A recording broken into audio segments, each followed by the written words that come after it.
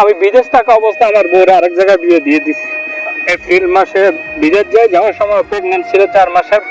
আমি আরো বলছিলাম যে আমার প্রথম বাচ্চা হলো এবার চাইলেও হোক। প্রবাসীরা দাঁড়া দাঁড়া ঘুরতে পারে কিন্তু কোনো বিচার পায় না। 4 মাসের অন্তঃসত্ত্বা স্ত্রীকে রেখে কাতারে গিয়েছিলেন প্রবাসী আমিনুল ইসলাম। স্বপ্ন ছিল সন্তান জন্ম নিলে কুরআনের হাফেজ বানিয়ে ধর্মীয় শিক্ষায় শিক্ষিত করবেন। হঠাৎ করে স্ত্রীর বিয়ের খবর শুনে ছুটে আসেন দেশে। দেশে এসে দেখতে পান তার স্ত্রী সালমা আক্তার নতুন করে সংসার পেতেছেন অন্য কারো সাথে। থানায় অভিযোগ জানাতে এসে কান্নায় ভেঙে পড়েন প্রবাসী আমিনুল। গত রবিবার পর্যন্ত আমার ওনার সাথে যোগাযোগ ছিল, আমার ওয়াইফের সাথে। ফোন দিয়েছি দেখে মোবাইল বন্ধ। কিন্তু মোবাইল বন্ধ কেন? তারপর ওর যে তো ভাই একটা আছে, আমি ওনারা ফোন দেওয়ার পরে উনি বলতেছে যে সিটির তো কালকে বিয়ে। আমি বুধবার মনে হয় বিয়ে দিয়েছি, ফোন দিয়েছিলাম। উনি বলতেছে শুক্রবারে সিটির বিয়ে। আমি বলতেছি কিভাবে বিয়ে হয়? আমার ডিভোর্স দিল না, কোনো কিছু দিল না। আমি টাকা পয়সা ওরে দিতেছি, ওর চিকিৎসা চলতেছে এখন, তাহলে ওর ডিভোর্স হয়, বিয়ে হয় কিভাবে? বলতেছে বিয়ে দিয়ে ফেলতেছে, কাউরে জানায় নাই, শুক্রবারে বিয়ে। আমি বিদেশ থাকা অবস্থা আমার বউরে আরেক জায়গায় বিয়ে দিয়ে দিছি। আমার বাচ্চা ছিল, আমি গত এপ্রিল মাসে বিদেশ যাওয়ার সময় প্রেগনেন্ট ছিল 4 মাসের, বাচ্চাটা সব ফালাই দিছে। আমি আরো বলছিলাম যে আমার প্রথম বাচ্চা হলো এবার চাইলেও হোক, বাচ্চাটা ফালাই দিছে। আমিনুলের অভিযোগ, বাবা মা বেঁচে না থাকায় স্ত্রীর নামে টাকা পাঠাতেন তিনি।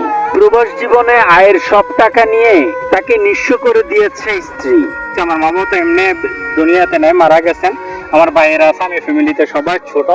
তো ওর সাথে আমার একটা আন্ডারস্ট্যান্ডিং ছিল যে ওই রকম কথাবার্তার মধ্যে একটা বিশ্বাস তৈরি হয়েছিল যে ও আমার জন্য কিছু করবে।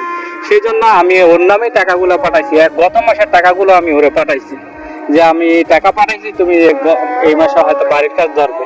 আমি গত 3 বছরে ওরে মোট 18 লক্ষ টাকা পাঠাইছি। তারপর ও ডিপিএস ছিল 1.5 লক্ষ টাকা। অ্যাকাউন্টের মধ্যে সব হিসাব আছে, হয়তো ব্যাংক স্টেটমেন্ট বার করলে সব পাওয়া যাবে ওইখানে। যে অ্যাকাউন্টে পাঠিয়েছেন, অ্যাকাউন্টটা কার নামে ছিল? ওর নামে সালমা আক্তার। আমি ডিভোর্স দিলাম না, বা আমার কাছে কোনো ডিভোর্সের পেপার নাই। ও কিভাবে বিয়ে বসে গেল? একটা হচ্ছে এটা, আর দ্বিতীয় হচ্ছে ও আমার থেকে টাকা পয়সা নিল। যদি ওই রকম করবে জানে ও বিয়ে বসে যাবে, তাইলে এরকম আমার থেকে টাকা পয়সা নিল কেন? আমার মা বাবা কেউ নাই, বা আমার ভাই, আমার সব ভাই বোনেরা বিয়ে শাদী হয়ে গেছে, সবাই সবার ফ্যামিলি নিয়ে ব্যস্ত। তাইলে আমি আমার ফ্যামিলিরে একটু ভালো রাখার জন্য যে ভালো। তার অভিযোগ, এর আগেও সালমা আক্তারের পরিবার মেয়ের জীবনের নিরাপত্তার কথা বলে জোর করে 10 লাখ টাকা নিয়েছেন তার কাছ থেকে। 3 বছর করোনার জন্য আসতে পারি নাই, তারপর 3 বছর পরে আসছি। যেই দিন আইসে আমি ওদের বাড়িতে গেছি, ওই দিন আমার আটকাই ফেলছে। ওইখানে নাকি আমি বিয়ে করে, এই জন্য 3 বছর আসতে পারি নাই। আমি ওদেরকে করোনার ব্যাপার সব দেখাচ্ছি। আমি বলছি করোনার জন্য দুনিয়ার পুরো মানুষের সমস্যা দেখতেছে। তারপর ওনারা আটকাইয়া আমার থেকে 10 লক্ষ টাকা নিয়েছে ওরা সিকিউরিটি বাবদ। আমার একটা দিন সুযোগ দেয় যে আমার আত্মীয় স্বজন আছে বা আমার গ্রামের কাউরে ডাকি, ওই সুযোগে আমার থেকে মোবাইল নিয়ে নিচ্ছে। আপনার কাছ থেকে মোবাইল নিয়ে নিল, 10 লাখ টাকা নিয়ে নিল, আপনি এমনি 10 লাখ টাকা দিয়ে দিলেন। তো এখন যান বাঁচানো খরচ। ওইখানে এরকম একটা পরিস্থিতি তৈরি করছে যে পুরো আড়াই ওরার মানুষ ওইখানে ফুল। এখন আমি আসছি বিদেশ থেকে, না পারছি আমি আমার বাইরে খবর দিতে, না কাউরে খবর দিতে যে আপনারা আসেন। ওই আরে আপনি একবার 10 লাখ টাকা দিলেন, 10 লাখ টাকা দিয়ে আসার পর আবার তাকে বিশ্বাস করলেন কিভাবে? আপনি ব্যবস্থা কেন নিলেন না তখন? ওর ফ্যামিলি থেকে ও 10 লাখ টাকা দেওয়ার পরে আমি যখন আমি বলছি ওর আনবো না। তারপর ওর একটা জায়গা ছিল, জাহাঙ্গীর নাম। উনি বলতেছে আমার মেয়ে পাগল হয়ে গেছে, এই সময় খানা খায় না, মরে যায়, তোর জন্য পাগল হয়ে গেছে, ও প্রেগনেন্ট, অনেক কিছু বলছে। বলার পর আমি বলছি যেহেতু প্রেগনেন্ট হয়ে গেছে, ওরা নষ্ট করে লাভ কি? যে আমার মানবতা আমার ভিতরে কাজ করছিল, কিন্তু ওদের ভিতরে যে মানবতা নাই ওইটা তো আগে জানতাম না। তবে সালমা আক্তারের বাবা সব অভিযোগ অস্বীকার করেন। তিনি জানান আমিনুল ইসলামের প্রতারণার ফাঁদে পড়েছেন তার মেয়ে। এভাবে হুট করে ওনাকে না জানিয়ে, ওনার স্ত্রীকে ডিভোর্স না নিয়ে, ওনার 4 মাসের একটি সন্তান আপনার মেয়ের গর্ভে ছিল, সেই সন্তানটাকে আপনারা নষ্ট করে দিয়ে দিয়েছেন, এই বলে তিনি কান্নাকাটি করে।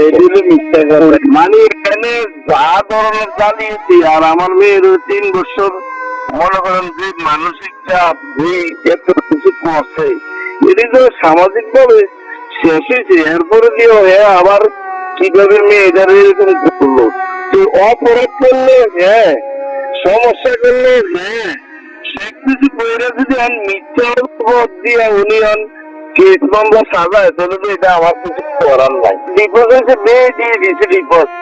সরকারি কানুন অনুযায়ী কোর্টে এফিডেভিট করে ডিভোর্স দিয়ে দিছে।